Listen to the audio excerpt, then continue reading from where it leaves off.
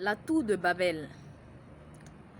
Dans le temps, les hommes formaient un seul peuple, ils parlaient une seule langue.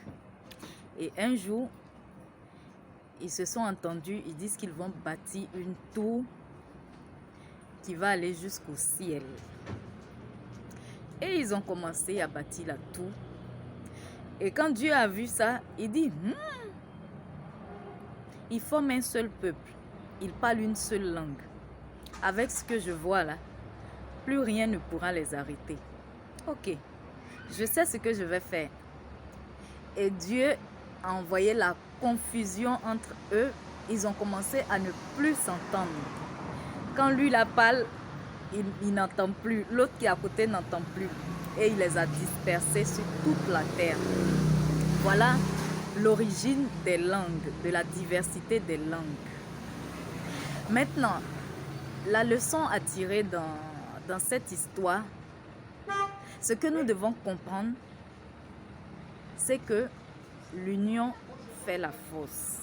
Même Dieu a reconnu que l'union fait la force. Lorsque vous êtes un peuple uni, lorsque vous êtes une famille unie, lorsque des gens sont unis, ils peuvent aller loin que d'aller individuellement. C'est pourquoi quand les gens veulent souvent diviser, quand ils veulent régner, voilà, quand les gens veulent souvent régner, ils commencent par diviser. Parce que là où il y a l'amour, il ne peut pas avoir... là où il y a l'amour, il y a la possibilité d'avancer, de faire de bonnes choses.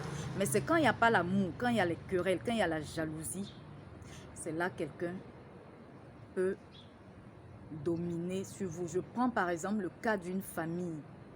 S'il y a une entente dans la famille, une tierce personne ne pourra pas venir de dehors pour venir vous diviser. Et c'est généralement ce que les agents des ténèbres font. Quand ils veulent détruire une famille, ils commencent par la diviser. Ils commencent par envoûter les membres de la famille, par créer des querelles entre monsieur et madame dans le couple, entre les parents et les enfants, pour pouvoir aboutir à ce qu'ils veulent voir devenir cette famille-là.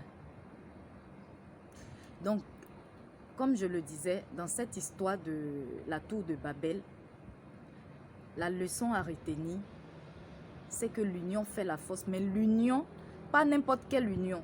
L'union pour faire le bien. Pas l'union pour faire le mal. Cultivons donc l'amour et soyons unis pour aller plus loin. D'une mauvaise situation, essayons toujours de tirer une bonne leçon.